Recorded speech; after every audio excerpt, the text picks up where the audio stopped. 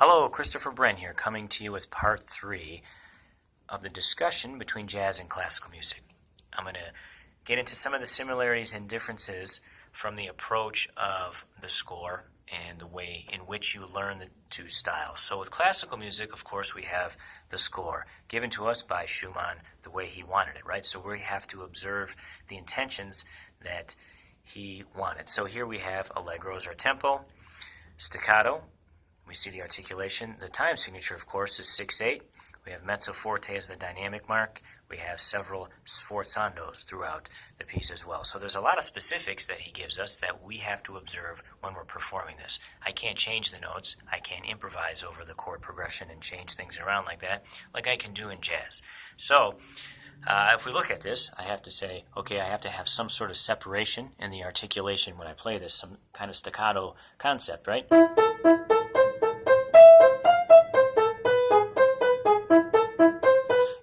Have a slur right here that I have to observe. So I'm looking at all those details and trying to bring Schumann's intention to life here. So we're doing that in classical music all the time. So the difference in jazz, when you learn jazz, here I have Satin Doll. So let's transfer musical worlds here and go over to a Duke Ellington standard here, which has a swing feel to it. How do I know that? Because I've listened to the piece several times, and that's a real big thing in jazz, is you have to listen, and of course you can learn by ear without even looking at a jazz chart and kind of make your own arrangement of things that way. That's done a lot, and that is a good way to learn basically by ear without even necessarily using a jazz chart or what they call a real book. This comes from a real book, which is fairly thick with hundreds of tunes in it that jazz musicians will use. So here we have a melody. And we just have basically the chord symbol, which serves as the harmonic element of the piece. So the melody is usually played in the right hand, and the chord is usually played in the left hand. And of course, as you become a more sophisticated jazz player, you're going to learn to fuse the two together and play part of the harmony in the right hand with the melody, or voice the melody, and of course do other kinds of fantastic things with the left hand, depending on whether you're playing solo or with a combo or a swing band or whatever it may be. So here a good way to start learning a tune would be to just get familiar with the melody.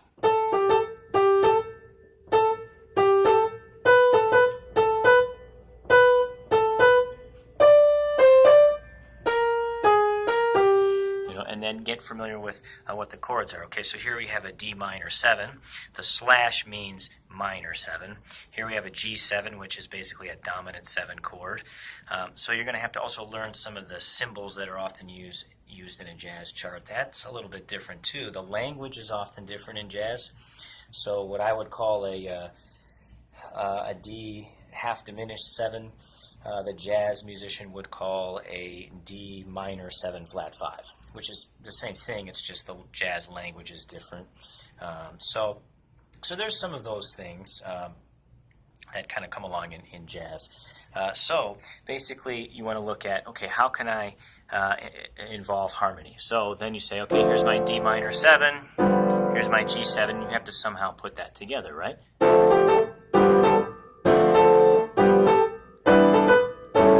And then, of course, you have E minor 7 over here, followed by an A7 over there.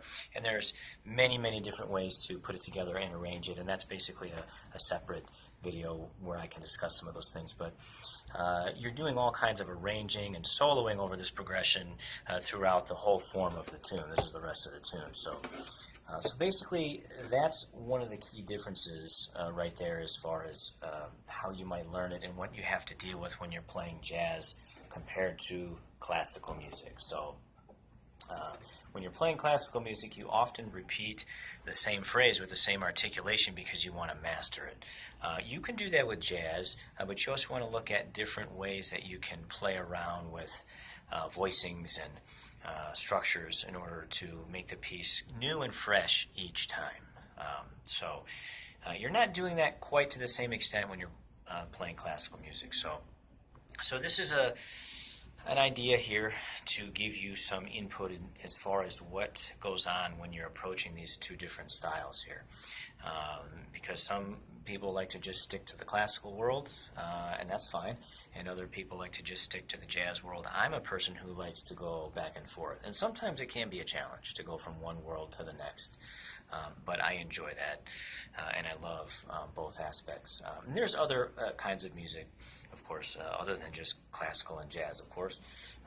And I will discuss those in another video. So thank you again for listening. If you have questions, email me at chrisbrentmusic@gmail.com. Check out my website at www.christopherbrent.com. Thanks so much.